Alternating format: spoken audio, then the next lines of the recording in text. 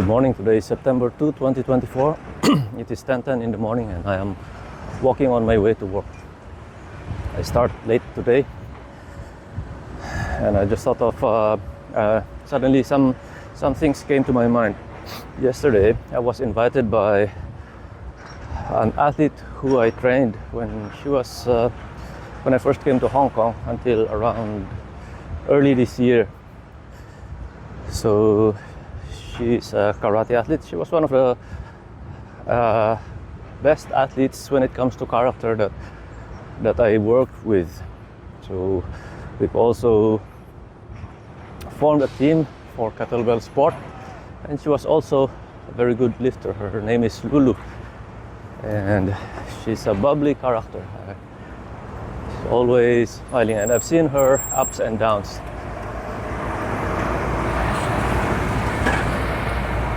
So she partnered with a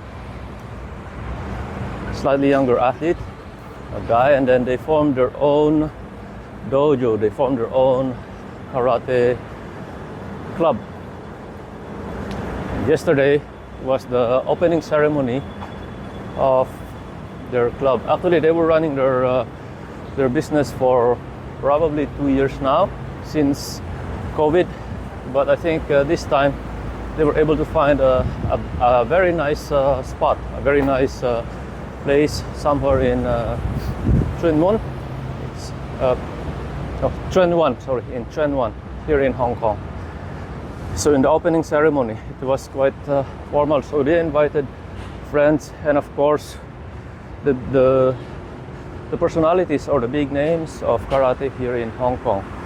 So I was the only one who was not local or not Chinese in the first part, but then eventually they also invited the head coach, William Thomas, who is from the UK. So William and I were the only guys there who do not speak Chinese. So there was also a group from Taiwan.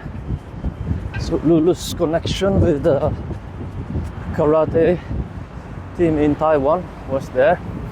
So Lulu and Hori honored the seniors, the mentors, the head coach, and well, also me. I was included in an emotional speech by Hori and Lulu.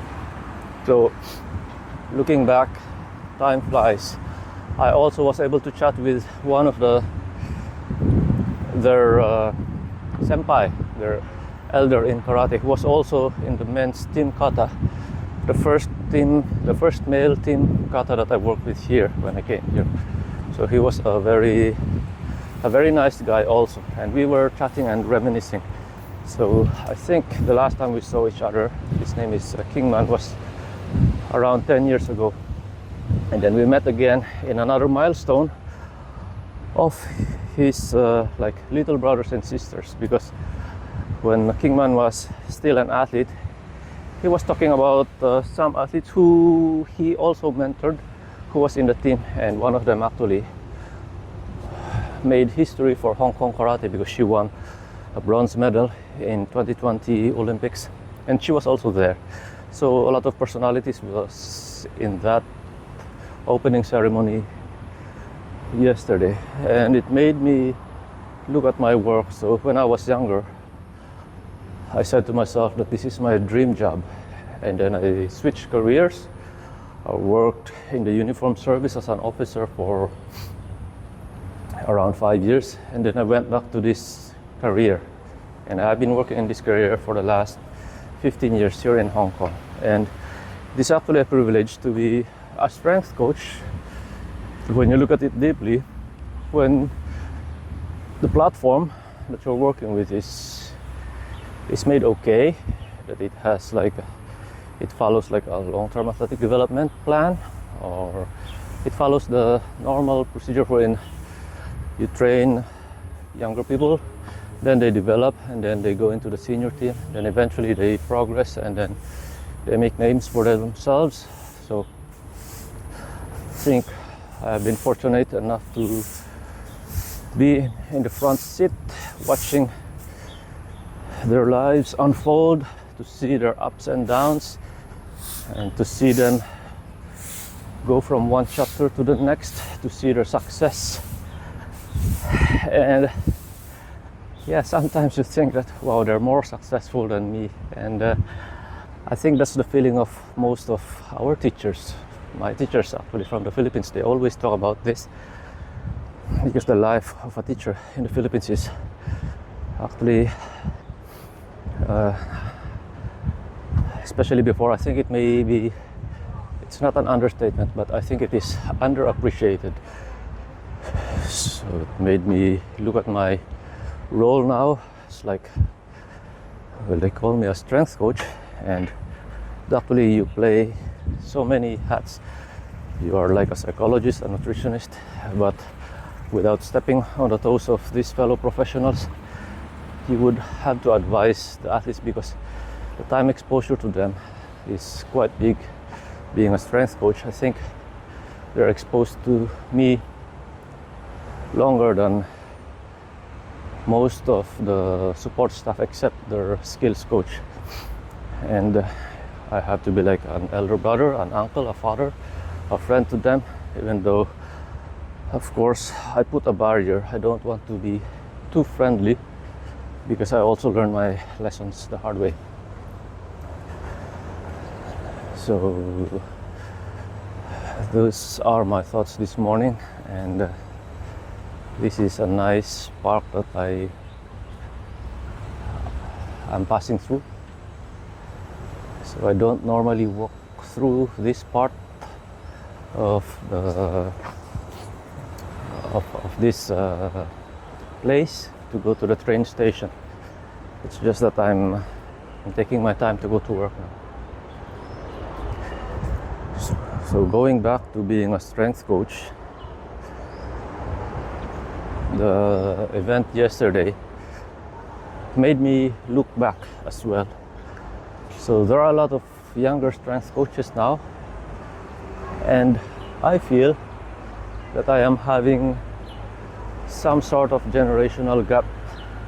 The way how I think is different from how the younger strength coaches think when it comes to our job or work. I guess there's also some difference.